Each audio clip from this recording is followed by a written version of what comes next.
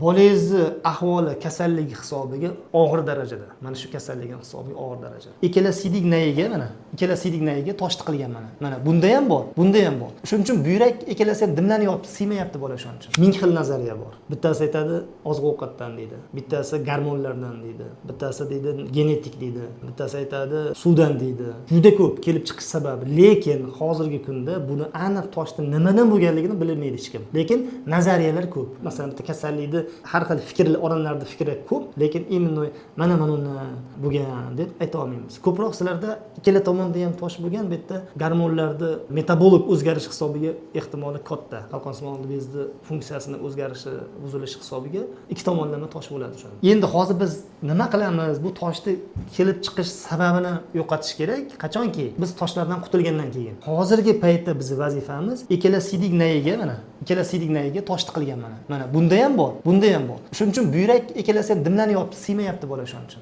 Chunki tosh to'sib turibdi yo'lda. To'sib turish hisobiga ikkala buyrak dimlanib yotibdi, siymayapti-da, pochka ishlamasdan turibdi. Isitma ham chiqdimi?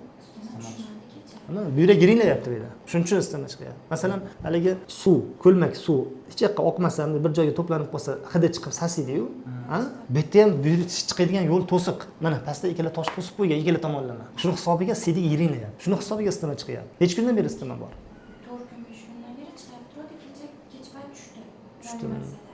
Endi chiqqan Mana tosh ko'ryapsiz, mana bir tomonda o'zi bitta, ikkita, uchta tosh turibdi mana. Mana o'ng tomonda mana uzun katta tosh turibdi mana. Bu tomonda 3 ta ko'ryapsiz mana? 3 ta. Mana 1, 2, 3. Mana mana uzunchoq tosh mana. Hozirgi bolani ahvoli mana hozir ko'tarib turibsiz, isitma chiqib to'xtadi, tushdi, lekin bugun isitma yo'q. Hozirgi bolani ahvoli o'ta og'ir darajada, o'ta og'ir darajada. Chunki ikkala tomon ham sidikdan ham tosh tiqilib qolgan, sidik chiqmayapti. Sidik hozir уже blok hisobiga yiringlab, pionefroz, ya'ni sepsis oldi holat bunda hozir. Buyrak yetishmovchiligi, postrenalniy buyrak yetishmovchiligi. Chunki sidik yo'q. Bolaga birinchi tibbiy birinchi yordam ko'rsatishimiz kerak. Birinchi yordam ko'rsatish uchun yo ikkala buyrakka naycha qo'yishimiz kerak, sidik chiqib ketish uchun yoki stent qo'yishimiz kerak. Endi bu bolachaga ikkala tomonlama buyrakka perkutaniya, ya'ni teshib naycha qo'ysak, buyrak sразу ishlaydi, sidik chiqadi naychalardan, lekin bu bola kichkinaligi uchun bu naychani sizlar parvarish qila olmaysizlar.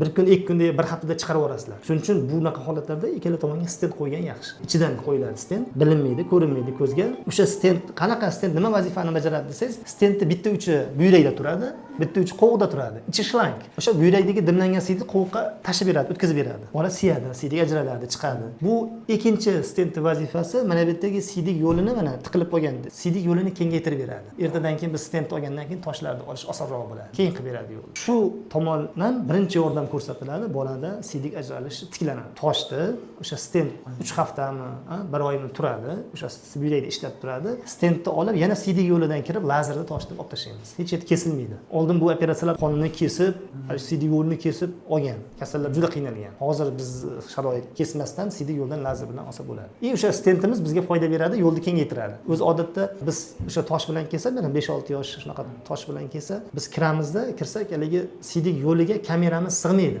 Birinchi o'rinda stent qo'yamiz, maqsad buyrakda ishlatish, ikkinchi maqsadimiz sidik yo'lini kengaytirish. 3 haftadan keyin kirsak, haligi kamera sig'magan joyimiz keng bo'lib qoladi. Keyin toshni olamiz. Bu kitobda ham shunaqa.